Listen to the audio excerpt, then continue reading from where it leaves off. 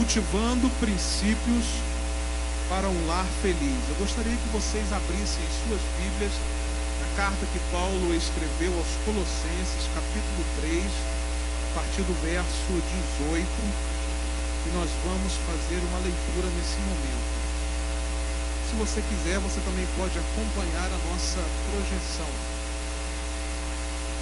Colossenses, capítulo 3, versos 18, 19, 20 e 21. Cultivando princípios para um lar feliz. Diz assim a palavra de Deus: vocês, esposas, submetam-se aos seus maridos, porque isso é agradável ao Senhor. E vocês, maridos, amem as suas esposas e não as tratem com amargura nem aspereza. Vocês, filhos, devem sempre obedecer a seus pais em tudo, pois isso agrada ao Senhor. Pais, não irritem seus filhos a ponto de eles ficarem desanimados. Quem gostaria aqui de ter uma família feliz? Quem gostaria de ter um lar feliz? Eu acredito que a maioria esmagadora aqui nessa noite levantaria o seu braço e nós poderíamos identificar a forma positiva como você responderia a essa pergunta. Sim, pastor, o maior desejo do meu coração é ter uma família feliz. Eu sempre sonhei com um lar feliz. Então, se você sempre sonhou com um lar feliz, se você sempre sonhou com uma família feliz, eu quero dizer a você que ainda há oportunidade de você fazer da sua casa o melhor lugar do mundo. Por quê? Porque aquilo que está disponível a nós nos ensina como fazer e como cultivar um lar feliz. O que é que está disponível a nós? Está disponível a palavra de Deus. A palavra de Deus, ela é viva e eficaz. A palavra de Deus é poder. A palavra de Deus transforma a nossa maneira de ser. A palavra de Deus, se permitirmos, ela opera de forma sobrenatural na nossa vida. E ela cumpre os propósitos para o qual ela foi dita, para o qual ela foi revelada a nós. A boa notícia é que nessa noite você pode aprender a cultivar princípios para fazer com que a sua família se torne uma família feliz. O problema é que nós achamos que somos capazes de construir esse lar feliz de acordo com os nossos próprios princípios. Porém, os nossos próprios princípios são falhos, porque nós somos falhos, nós erramos. Mas eu quero dizer que realmente é impossível construir e cultivar um lar feliz com pressupostos humanos. Somente aquele que criou a família, somente aquele que fez a família, aquele que teve a ideia maravilhosa de criar a família, é capaz de dar a direção certa para que ela possa viver a verdadeira felicidade. Porque é Ele quem conhece os prós e os contras da formação e da manutenção da família feliz. Só Deus pode dar orientações e princípios seguros que, se seguidos à risca, nos levarão a cultivar um lar feliz. Talvez você tenha chegado aqui nessa noite vivendo um tempo de um lar que não é feliz. Você não tem prazer de voltar para casa. Você não tem prazer de conviver com o seu cônjuge. Você já não tem mais prazer nem de conviver com os seus filhos. E eu pergunto, o que é que se perdeu no meio do caminho? Quais foram os princípios que você deixou de cultivar na sua vida e na vida do seu cônjuge e na vida dos seus filhos, para que o seu lar não fosse um lar feliz? O que é que você tem feito para melhorar essa condição, ou você não tem feito nada?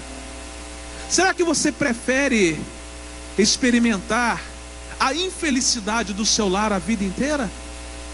Ou você não está disposto nessa noite a cultivar os princípios de Deus e fazer do seu lar o melhor lar do mundo? Se eu fosse você, eu jogaria as suas desculpas na lata do lixo. Eu jogaria as suas condições na lata do lixo. Eu jogaria tudo aquilo que você pensa que é correto na lata do lixo. E absorveria somente aquilo que a palavra de Deus ensina.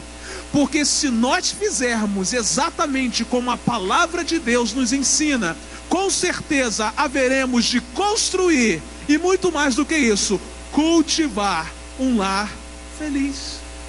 Porque é o cultivo que faz a permanência do lar. Porque cultivo é todo dia. A plantinha cresceu, você vai lá e molha. Você vai regando. Então todo dia é dia de cultivo. Todo dia. Porque a família passa pelas estações da vida. Há tempo de chorar, há tempo de sorrir, há tempo de plantar, há tempo de colher aquilo que se plantou. Debaixo do céu há tempo para todas as coisas. E eu quero dizer que o tempo que Deus tem nos dado é exatamente o tempo que precisamos para fazer da nossa família um lar feliz. Olhando para esses versos bíblicos que nós lemos, nós podemos observar que Deus tem princípios tão simples, mas tão importantes para construir uma relação de harmonia e paz entre os cônjuges e entre os pais e os filhos. São princípios fundamentais no cultivo de um lar feliz. Então, pastor, que princípios são esses estabelecidos por Deus para cultivar um lar feliz? Vamos aprender com Deus aqui nessa noite como que nós podemos sair daqui de uma maneira diferente, com um desejo enorme de trocar a infelicidade dos nossos lares pela felicidade que Deus tem para cada um de nós. Em primeiro lugar, para cultivar um lar feliz, a esposa deve ser submissa ao marido. É orientação de Deus. Já tem homem cutucando a esposa aí, ó. A esposa deve ser submissa ao marido. Pastor, é você que está dizendo? Não, é palavra de Deus quem diz. Olha o que diz o verso 18: vocês, esposas, submetam-se aos seus maridos. E olha a parte final: porque isso é agradável ao Senhor. Você quer agradar ao Senhor, esposa? Quer agradar ao Senhor? Seja submissa ao seu marido. Quantos maridos sorrindo aqui nessa noite? Já estou vendo aí. Quantos maridos sorrindo? Mulheres, sejam submissas aos seus maridos. Sabe por que muitas vezes o nosso lar é infeliz? Porque nós invertemos. Há maridos que infelizmente se permitem ser dirigidos pela sua mulher. Há maridos que já perderam o sacerdócio do lar. Sabe por quê? Você que é submisso à sua esposa, porque você não tomou posse da autoridade espiritual que Deus te deu. Você pegou a autoridade espiritual que Deus te deu e jogou no lixo. É claro que essa submissão, e nós vamos aprender isso, essa submissão não é um jugo pesado para a mulher. Nada disso. Não é o fato da mulher ficar debaixo do homem, o homem dando só ordens a ela. Não é isso. A submissão bíblica, ela é um privilégio para a vida de quem a entende, e não um peso. Porque se a Bíblia me diz que a vontade de Deus ela é boa, perfeita e agradável, e a vontade de Deus é que as esposas se submetam aos seus maridos, então simplesmente, se você, esposa, se torna submissa ao seu marido, você está prestes a desfrutar e experimentar da boa, agradável e perfeita vontade de Deus. A submissão ela não é uma questão de inferioridade. pois tanto o homem quanto a mulher são um em Cristo. O primeiro milagre acontece no casamento, quando dois se tornam um. Então não há uma questão de inferioridade. Não há. Mas também a submissão não é uma questão de valor pessoal, mas apenas de uma função na estrutura familiar. Não se pode confundir submissão com escravidão, com subjugação. A autoridade do marido não é um governo ditatorial, um governo tirano, mas sim uma liderança amorosa. Por isso, marido, não fique rindo não, porque se a sua liderança for uma liderança amorosa, a sua mulher terá prazer de ser submissa a você. A posição de liderança do homem é apenas uma posição funcional. É ele quem precisa gerar os recursos da casa. É ele quem precisa chamar a atenção para as questões espirituais. É ele quem precisa dar direção. Mas muitas vezes você não quer, porque isso dá trabalho para você, homem, e você permite que a sua mulher seja a cabeça da família. Inverte o papel e não entende por que o seu lar não é um lar feliz. O homem não é melhor do que a mulher, e nem a mulher é inferior ao homem. Eles são interdependentes. Prestem atenção. Assim como Deus Pai é o cabeça de Cristo, e Deus Pai não é maior do que Cristo, assim também o homem não é maior do que a sua mulher. O pai é o cabeça do filho, mas não é maior do que o filho, porque eles são um. Assim também, mulher, você não é menor do que seu esposo. Vocês são um. É importante compreender 3 aspectos dessa submissão. A primeira, a submissão da esposa ao seu marido não é uma ordem do pastor, mas é uma ordem divina. O texto diz assim: vocês, esposas, submetam-se aos seus maridos. É palavra de Deus. As ordenanças divinas não são para nos escravizar, mas as ordenanças de Deus são para nos libertar. Quando você é submissa ao seu esposo, você não está sendo escravizada, pelo contrário, você está sendo liberta. Entenda isso. A submissão é a liberdade e a glória da esposa, assim como a submissão da igreja a Cristo é a sua glória e a sua liberdade. Os preceitos de Deus nunca nos escravizam, os preceitos de Deus nos libertam. E conhecereis a verdade é a palavra de Deus, e a verdade os libertará. A mulher só é verdadeiramente livre quando ela obedece ao princípio estabelecido por Deus da submissão ao seu marido. A submissão da esposa ao seu marido, ela é voluntária e baseia-se no reconhecimento de que a ordem vem de Deus. Todas as vezes, mulher, que você é submissa ao seu marido, você está reconhecendo que você está obedecendo uma ordem que vem dos céus. Aleluia. Mas todas as vezes que você não é submissa ao seu marido, você também precisa reconhecer que você está desobedecendo a uma ordem que vem de Deus. Mas também a submissão da esposa ao marido é uma atitude espiritual. Quando você se submete ao seu marido, algo espiritual está acontecendo. Olha o que diz o verso: vocês, esposas, submetam-se aos seus maridos, porque isso é o que? Agradável ao Senhor. É uma atitude espiritual. Numa outra tradução, o texto bíblico diz que as esposas devem ser submissas ao próprio marido, como convém no Senhor. A mulher deve submeter-se ao marido exatamente porque ela está debaixo do senhorio de Cristo. Ela entende que Cristo é Senhor da sua vida, e por isso ela obedece a Cristo. Se ela obedece a Cristo, ela é submissa ao seu marido. E isso é uma atitude espiritual. E se você é uma mulher espiritual, se você é uma mulher de Deus, se assim você se considera, você precisa ser submissa ao seu marido, porque isso é uma atitude de mulher que reconhece que a ordem vem de Deus.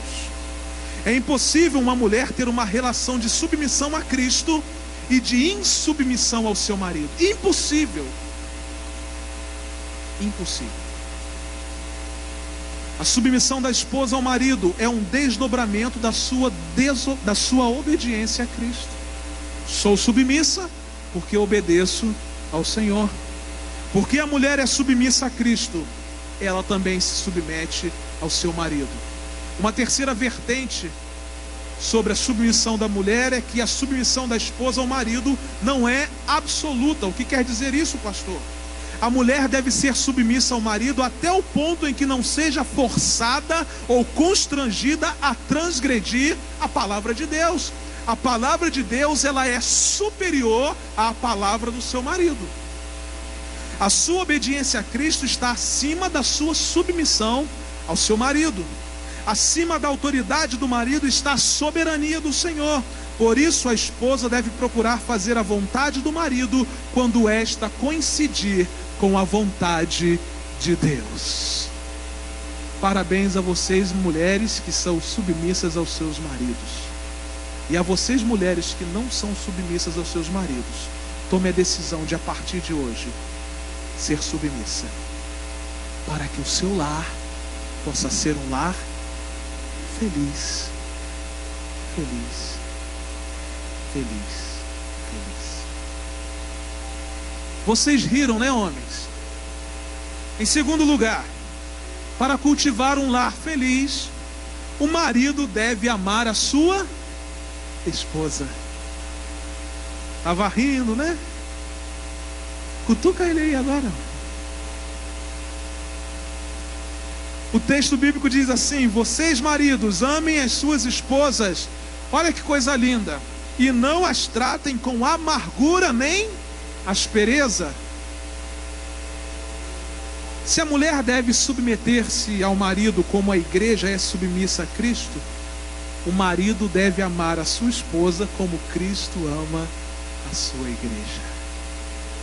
Irmãos, eu fico pensando assim, que a mulher teria um prazer enorme de ser submissa a um homem que a ama como Cristo ama a sua igreja. Seria fácil demais essa submissão. Fácil demais. O padrão deste amor está claro no texto que o apóstolo Paulo escreve aos Efésios. Diz assim: e vocês, maridos, mostrem pelas suas esposas o mesmo tipo de amor que Cristo mostrou pela igreja quando se entregou por ela. Muitos maridos não se entregam pelas suas esposas, eles simplesmente entregam as suas esposas. E depois perguntam por que o seu lar não é feliz. Perguntam. O amor que o marido deve ter pela sua esposa deve observar dois princípios importantes que não podem ser ignorados. O primeiro está intimamente ligado ao primeiro princípio que aprendemos com a mulher. O amor do marido à esposa é um claro mandamento de Deus. E vocês, maridos, amem as suas esposas. Esposas aprenderam que precisam ser submissas porque é uma ordem de Deus. Maridos, vocês entendem que precisam amar as suas mulheres como Cristo amou a sua igreja, porque isso também é um claro mandamento de Deus. O amor do marido à esposa é uma ordem divina, é um imperativo. O marido deve amar a sua esposa como Cristo ama a sua igreja, ou seja, um amor perseverante. Não somos perfeitos, a sua esposa vai falhar com você, você vai falhar com ela. Mas quando ela falhar com você, seja perseverante, seja paciente, seja santificador, seja cuidadoso, romântico e sacrificial, porque essas foram as qualidades do amor de Cristo pela sua igreja, e precisam, maridos, ser as qualidades do seu amor pela sua esposa. Às vezes você se sacrifica por alguém que não dá nem valor para você. Você não mede esforços para ajudar pessoas que não estão nem aí para a sua vida. Você às vezes faz coisas por alguém que te chuta lá fora, mas pela sua esposa você não se sacrifica. Pela sua esposa você não investe nada. Você investe nos outros e não investe na sua esposa. É porque você não ama a sua esposa como Cristo amou a sua igreja. O marido deve amar a sua esposa com um amor paciente, benigno e livre de ciúmes. Um amor verdadeiro que não se ufana, que não se ensoberbece, que não se conduz inconvenientemente, que não procura os seus próprios interesses, que não se exaspera, que não se ressente do mal. Um amor que não se alegra com a injustiça, mas se regozija com a verdade. Esse amor que tudo sofre, tudo crê, tudo espera, tudo suporta. O amor com que você precisa amar a sua esposa é um amor que jamais acaba, porque o amor de Cristo pela sua igreja nunca acaba. E aí, marido?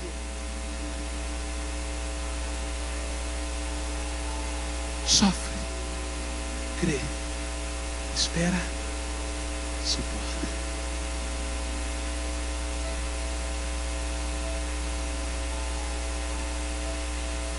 O amor do marido à esposa o impede de agredi-la com palavras e atitudes.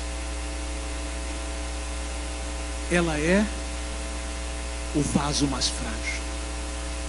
Pode se mostrar um pitbull, mas lá dentro é um cachorrinho piquenês.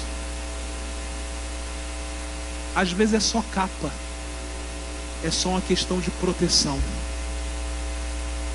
Lá dentro, a mulher é o vaso mais frágil. E não as tratem com amargura nem aspereza. Tratar com amargura nesse texto refere-se à impaciência e aos resmungos que criam tensão no relacionamento, gerando longo desânimo. Irmãos, somos pacientes com tantas pessoas, só não somos pacientes com a nossa esposa. Abrimos mão de resmungar com outras pessoas, mas com a nossa esposa a gente resmunga. Em vez de tratar a esposa com amargura, o marido precisa ser um bálsamo na vida dela, um aliviador de tensões, um amigo presente, um companheiro sensível que vive a vida comum do lar, servindo a sua esposa e protegendo a sua esposa. Servindo a sua esposa. 10 dias de férias, 10 dias trabalhando. Porque a coisa que a mulher mais odeia num homem é vê-lo sentado no sofá de casa assistindo televisão. Férias de um homem nunca é férias de um homem. É trabalho dobrado. Porque a mulher não suporta ver o homem de férias. Dia de folga meu nunca é dia de folga. Sempre tem alguma coisa para fazer. Irmão, mas deixa eu dizer uma coisa com você. Faça com prazer.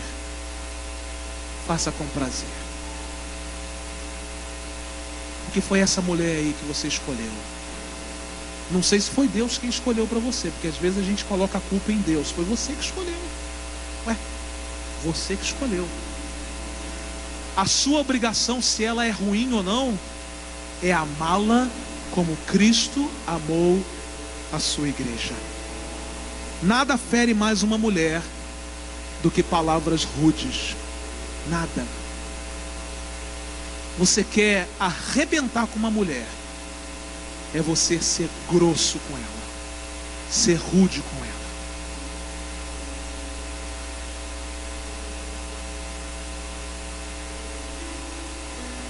O sábio deixou uma dica de elogio à mulher amada. Ao invés de você ser rude, diga como sábio, ainda que não seja: você é linda demais, minha querida. Em você não há o menor defeito. É por isso que tinha muitas mulheres, né? Cara bom, né? Que lábia. Trate uma mulher com carinho, com atenção e com elogios. Você terá uma excelente esposa para a vida toda. Nem sempre ela vai querer presentes, nem sempre ela vai querer sair para comer, mas sempre ela vai querer ouvir da sua boca palavras que a valorizem, palavras que a edifiquem. Se o amor do marido à esposa está ausente, a submissão da esposa ao marido também não estará presente. O marido que ama a sua esposa precisa ter palavras amáveis e atitudes generosas. Pastor, eu não sou romântico. Então trate de virar um romântico. Porque mulher precisa ouvir. Homem não. Só que mulher gosta de falar, né? Podia ser o contrário, né? Deus podia ter trabalhado isso melhor, né? Deixava o homem falando, né? E a mulher ouvindo. A mulher gosta de ouvir. O marido que ama a sua esposa precisa ter palavras amáveis, atitudes generosas. Ele deve ser perdoador, em vez de ter um arquivo de lembranças doentias e amargas. Todas as vezes que há um embate, você lembra de coisas que aconteceram há 30 anos atrás. O homem é mais difícil, mas a mulher lembra até de detalhes. Foi no dia 3 de agosto de 1978, 2h36 da tarde, naquele banco da praça que tinha um risco azul, e você disse que eu era grossa com você.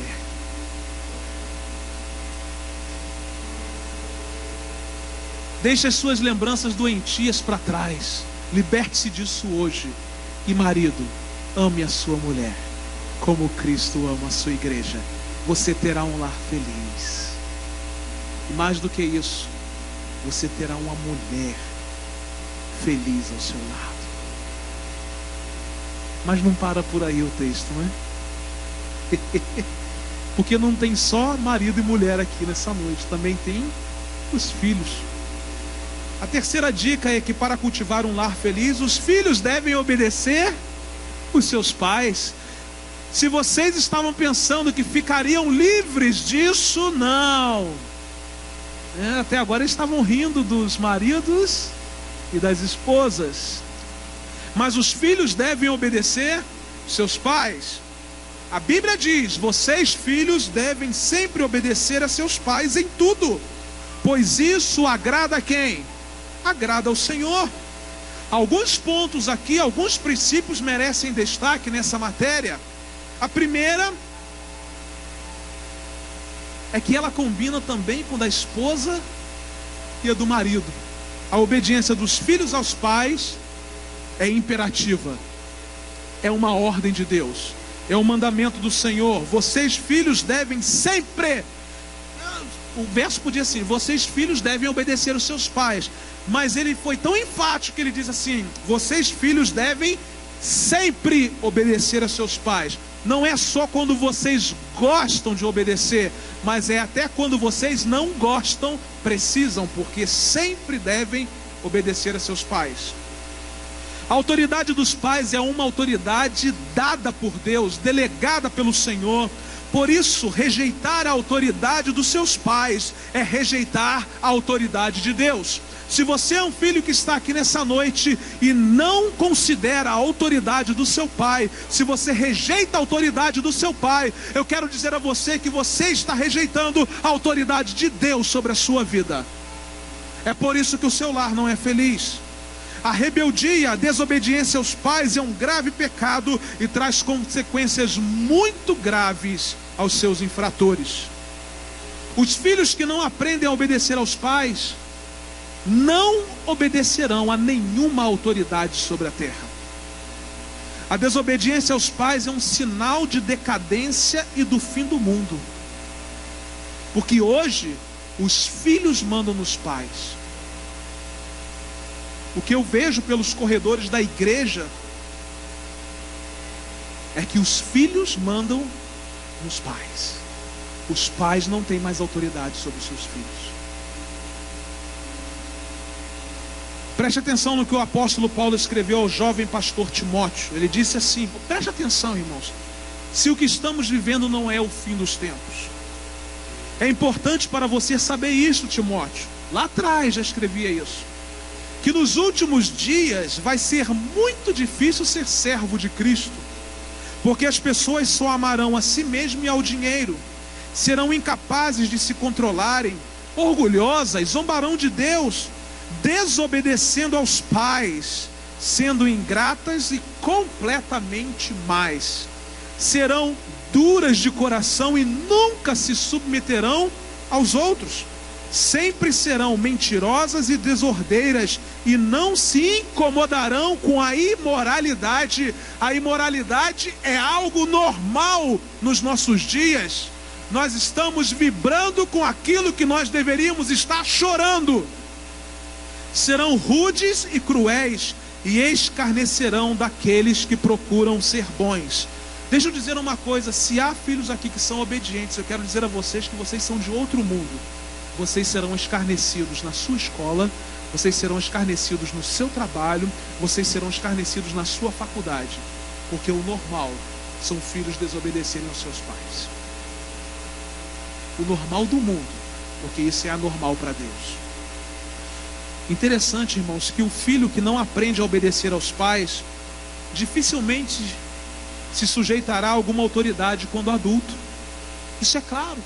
Seu filho pequenininho não obedece você, meu filho, quando ele ficar adulto, não vai obedecer ninguém.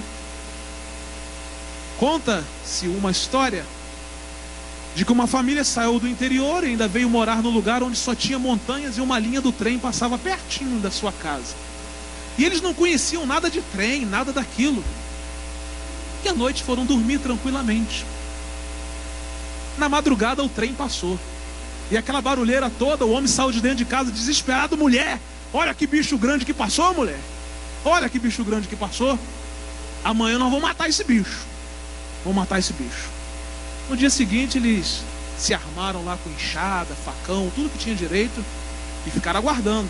Ó, foi mais ou menos nessa hora que o bicho passou. E lá vem o trem. E quando o trem chegou perto daquele homem, aquele homem entrou na frente do trem, crente que podia matar aquele trem. E ele saiu todo quebrado dali, foi levado para o hospital na cidade. Um homem que não conhecia nada de cidade, nada. Passou-se um tempo, ele se recuperou fisicamente, deram uma muletinha para ele e ele saiu do hospital. Passou em frente de uma lojinha de brinquedos e tinha um trenzinho na lojinha. Aquele homem não aguentou, entrou na loja, quebrou aquele trem. E a dona da loja falou assim: meu filho, por que você está quebrando isso? Eu falei: se não matar enquanto está pequenininho, depois que cresce não mata de jeito nenhum.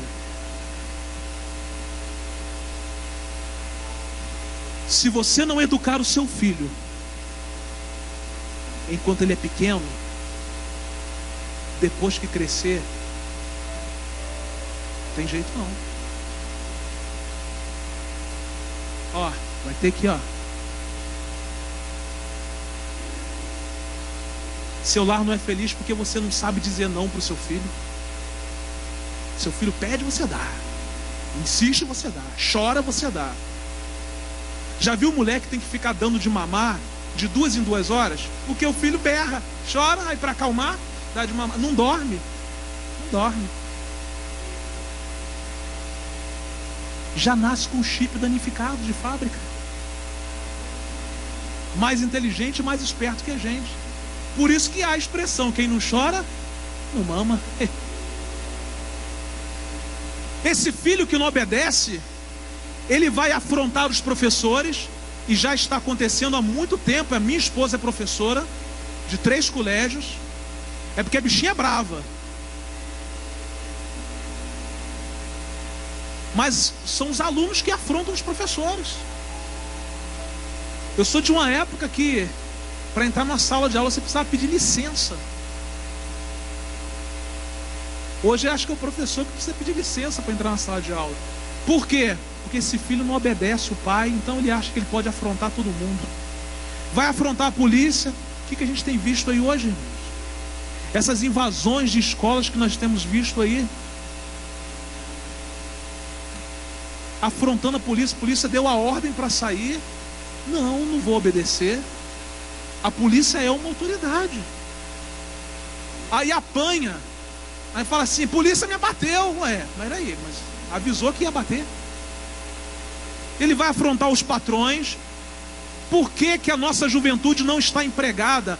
É porque eles foram filhos rebeldes quando criança, filhos rebeldes quando adolescentes, e não conseguem ficar empregados porque eles encaram os patrões.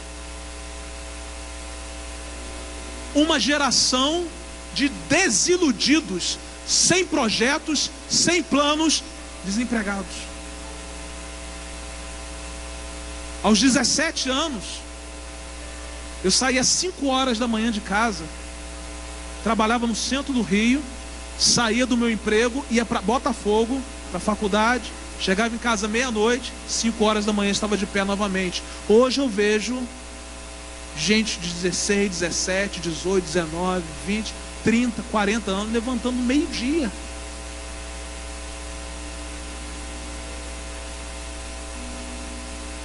O que será dessa geração?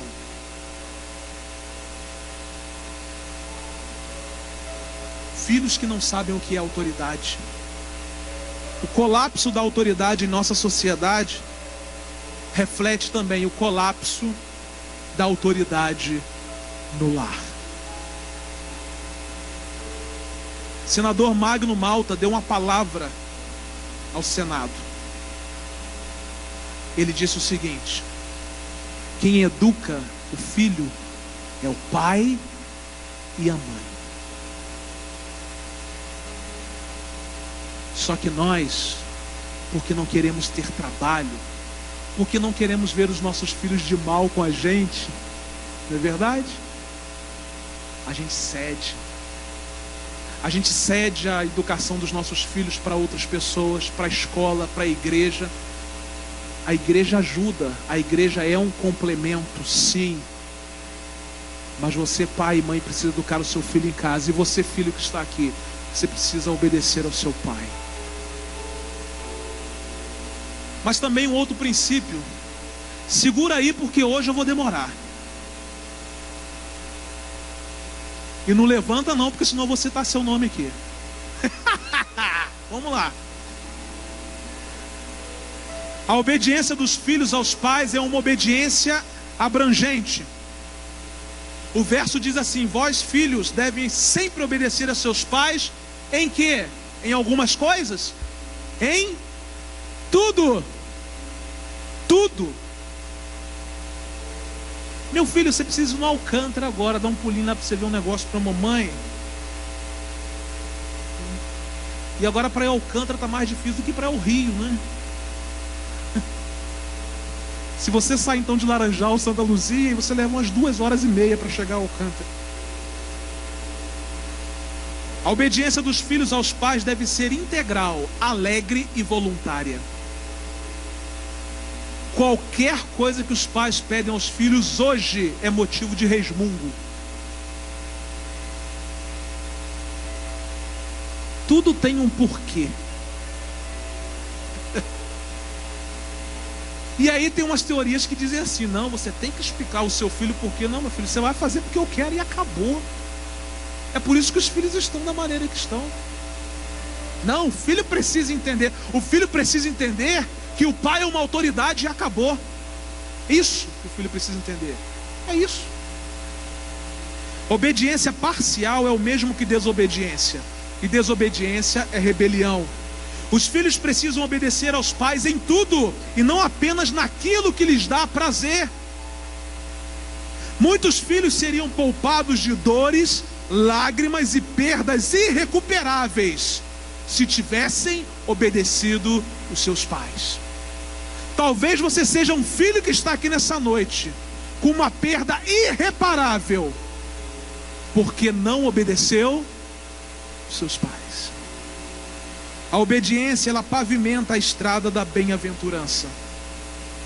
Mas também a obediência dos filhos aos pais é agradável a Deus. Eu obedeço independente se o meu pai é ruim ou não, se minha mãe é ruim ou não.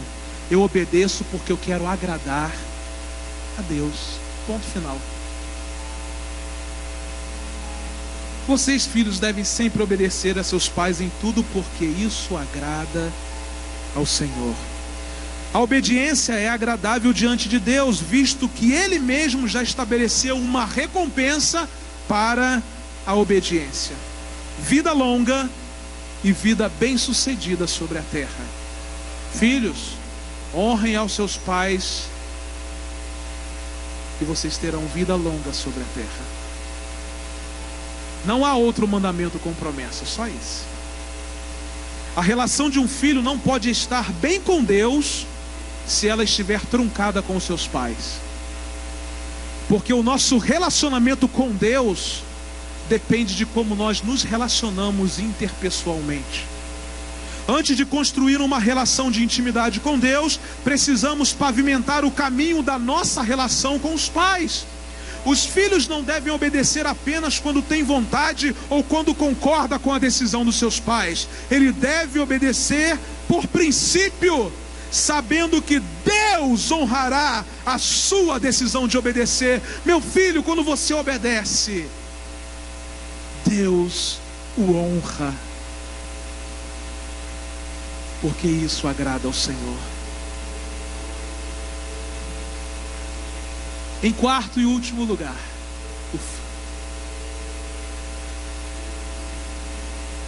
até agora não sobrou ninguém, né? Porque aqui nós temos maridos, aqui nós temos esposas e aqui nós temos filhos. Você não desceu numa nave espacial, e desceu? Não. Nem veio de cegonha, né? Também não. É pelo aspecto seu, com certeza você não veio de cegonha. Também você não veio do macaco, veio? Não.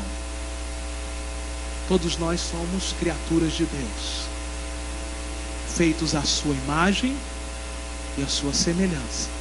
Então todos nós que estamos aqui, ou somos filhos, ou somos pais.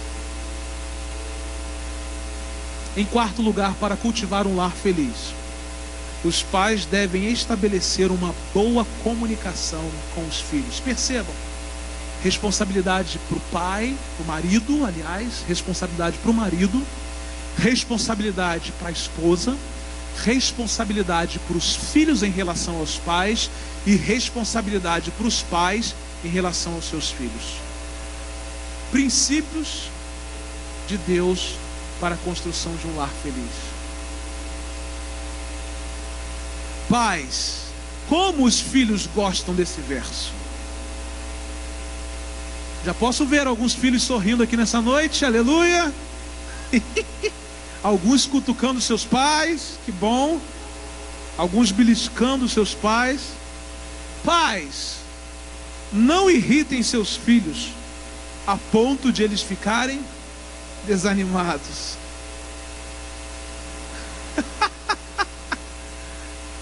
Aleluia, né? Aleluia. Os pais são exortados a estabelecerem uma boa comunicação, porque quando há uma boa comunicação, não há irritação. De repente você irrita o seu filho porque você não estabelece uma boa comunicação. Você pode dizer a ele aquilo que ele não vai gostar, ele pode ficar até chateado, mas irritadíssimo, talvez não, porque é a maneira como você fala. Tem gente que só sabe falar gritando. Você quer me matar e gritar, né? Às vezes eu falo com a pessoa, vem cá, nós estamos muito distantes, como é que, né? É verdade? Você espera um minutinho, vou lá fora e a gente continua conversando, né? Por cada altura, às vezes, tá? A gente precisa desenvolver uma boa comunicação. Os pais são exortados a desenvolverem uma boa comunicação com os seus filhos. Para quê? Para que seus filhos não fiquem irritados. E quando os filhos ficam irritados, eles ficam o quê? Desanimados. É isso mesmo. Filhos irritados são filhos desanimados. Talvez o seu filho esteja desanimado e você continua dizendo assim: isso não presta para nada, isso não vale nada, isso não vai dar nada na vida, porque você já o irritou tanto, você nunca desenvolveu uma boa comunicação com o seu filho. Agora o seu filho está prostrado, desanimado, a culpa é sua. Porque tem gente que coloca filho no mundo e pensa que se cria de qualquer maneira. Os pais precisam desenvolver uma boa comunicação. Tem pai que não dirige uma palavra ao seu filho. Tem mãe que não dirige uma palavra ao seu filho. Calma aí. E aí quando dirige de maneira errada. Deixam seus filhos irritados. E quando é que os pais irritam os seus filhos? Vamos lá. Quando não há coerência, vai aparecer aí.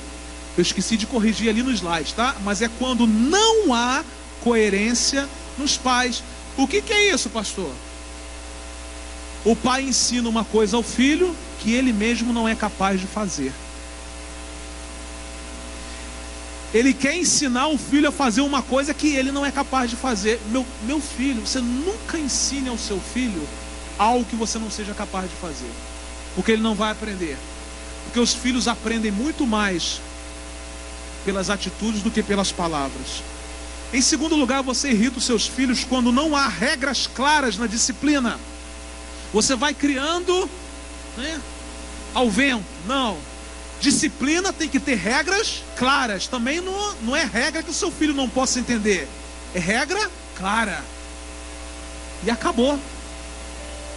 Quando que você deixa seu filho irritado? Quando não há diálogo. Seu filho conversa com todo mundo, só não conversa com você. Por quê? Porque você é um cavalo.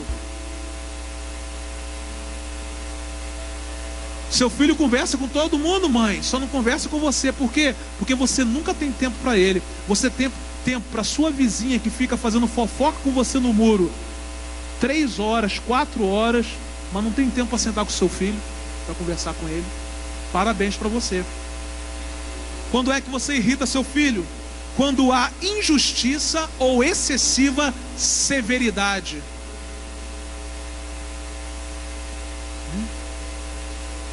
Severo demais. Injustiça. O filho olha e vê que há injustiça. Paga por aquilo que não fez. Quem tem 3, 4 filhos, às vezes um desobedece, os outros 3 pagam. É injustiça, meu irmão. Você tem que educar aquele lá que você... Não é? Injustiça. Injustiça. Quando é que o filho fica irritado? Quando os pais não têm tempo para os filhos. Tem tempo para todo mundo, só não tem tempo para eles. E não vem com essa besteira de pouco tempo com qualidade, não. Isso é balela. Dê tempo mesmo. Tempo. Fique no hospital 19 dias, você vai saber o que é isso.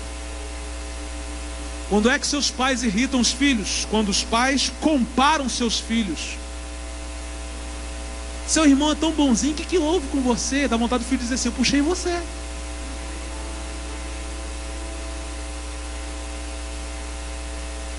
Eu não sei se na sua casa acontece. Lá em casa até que parou um pouquinho, mas os copos vão sumindo do escorredor, né? Aí quando você vai beber água não tem mais nada. Outro dia eu peguei minha filha bebendo água na concha.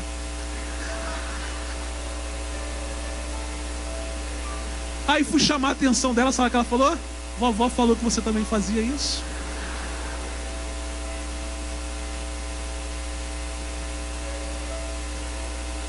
Fazer o que, né? Agora tem que tirar feijão com colher de pau, porque a concha tem que jogar fora, né? Vamos lá. Quando é que você irrita seu filho? Quando há conflitos na orientação dos filhos. O que é isso? O pai diz uma coisa, a mãe diz outra. A mãe chama a atenção do filho, o filho vem em direção ao pai, o pai acoita, não é? Olha só, nunca faça isso. Você pode até não concordar com a disciplina que o seu cônjuge realizou sobre o seu filho, mas nunca o desautorize na frente do seu filho. Você pode conversar com ele depois. Cuidado com esses conflitos, porque a criança não sabe qual é o padrão para a vida dele. Ué, é minha mãe, uma hora é a mãe, outra hora é o pai, não é verdade? Isso irrita até os fleumáticos. Último, quando os pais brigam e se divorciam. Se há uma coisa que deixa filhos irritados, são pais que brigam e pais que se divorciam. Nós estamos vivendo uma crise enorme no casamento. Hoje o casal se divorcia por qualquer concha que vira copo.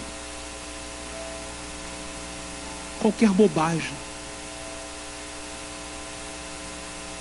Mas eles continuam pensando só neles. os filhos são a última opção. Quando você que se separou da sua esposa e você que se separou do seu marido olhar para o seu filho e o vir irritado, desobediente, agressivo, lembre-se que você e o seu esposo, ou você e a sua esposa, é que falharam. A culpa não está nele. Existem pais que, por serem liberais, empurram seus filhos para o abismo da perversidade e da licenciosidade. Por outro lado, há pais que são tão rígidos, dogmáticos e severos na disciplina com seus filhos, que os seus filhos estão condenados a conviver com um espírito cheio de apatia e de revolta. Gente, o equilíbrio é que deve dominar as nossas ações. Há filhos revoltados porque os pais são severos demais. Cuidado. O caminho cristão é disciplinar os filhos com amor e perdão, seguindo o modelo de Deus. Os pais que irritam os filhos pecam contra Deus, preste atenção. Por quê? Porque se insurgem contra os princípios que Deus estabeleceu. Mas também pecam contra os filhos. Por quê? Porque esses pais destroem a vida emocional e espiritual dos seus filhos, ao invés de educá-los com amor e com sabedoria. Quando você irrita o seu filho por causa de um interesse seu, unicamente seu, saiba que você está destruindo a vida emocional e espiritual do seu filho. Pais que não conseguem disciplinar a si mesmo não são capazes de disciplinar os filhos. Só quando os pais se sujeitam um ao outro e ao Senhor é que podem exercer autoridade espiritual e física apropriada e equilibrada sobre os seus filhos. Filhos irritados são filhos desanimados, e filhos desanimados ficam expostos aos ataques de Satanás e do mundo. Podem observar, seu filho irritado ficou desanimado, e ele desanimado foi presa fácil do mundo. Fácil. Quando uma criança não é devidamente encorajada em casa, ela procura autoafirmação em outros lugares. Os pais precisam dosar disciplina e encorajamento. O caminho correto é o caminho do equilíbrio. É preciso disciplina, mas prestem atenção, é preciso encorajamento também. Por isso é que os pais precisam estabelecer uma boa comunicação com seus filhos, para que o resultado seja vida e não morte. Quantos pais que já choraram no caixão dos seus filhos? E o pior, lembraram-se que foram eles mesmos quem estragaram a vida dos seus filhos. O mais triste na história dos nossos filhos é nós nos lembrarmos de que fomos nós quem os estragamos. Há responsabilidade para maridos que precisam amar as suas mulheres, as suas esposas, como Cristo amou a sua igreja e se entregou por ela. Há responsabilidade para esposas que devem ser submissas ao seu marido como convém no Senhor, porque isso é agradável a Deus. Há responsabilidade sobre a vida dos filhos que precisam ser obedientes aos seus pais em tudo, porque isso agrada ao Senhor. Há responsabilidade dos pais com relação aos seus filhos, que não os irritem e que nem os desanimem, porque isso agrada a Deus. Princípios para construir um lar feliz. O pior disso tudo é que nós já conhecíamos isso, só não praticamos.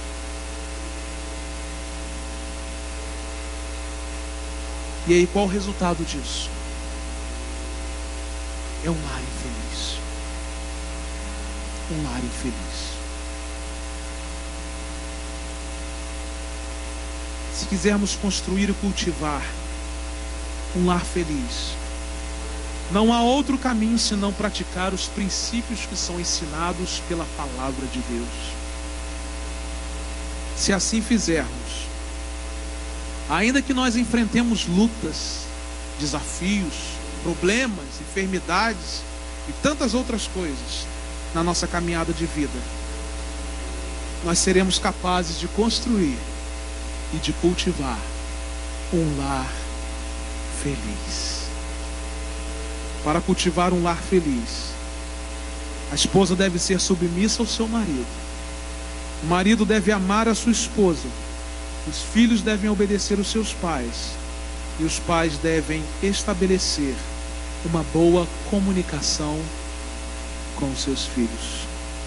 Saia daqui hoje com a perspectiva de que a sua família vai viver os melhores dias a partir de hoje, 5 de junho de 2016.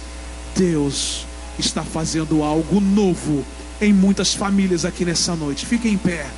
Deus está fazendo algo novo em muitos lares aqui nessa noite. Deus está fazendo algo novo em muitas vidas aqui nessa noite. Eu creio, e o Espírito Santo de Deus ministra ao meu coração que algo novo está acontecendo na vida de muitas pessoas aqui nessa noite. E quem recebe essa palavra do coração de Deus para o nosso coração, cante com alegria que a sua família é uma família que vive debaixo da graça do Senhor.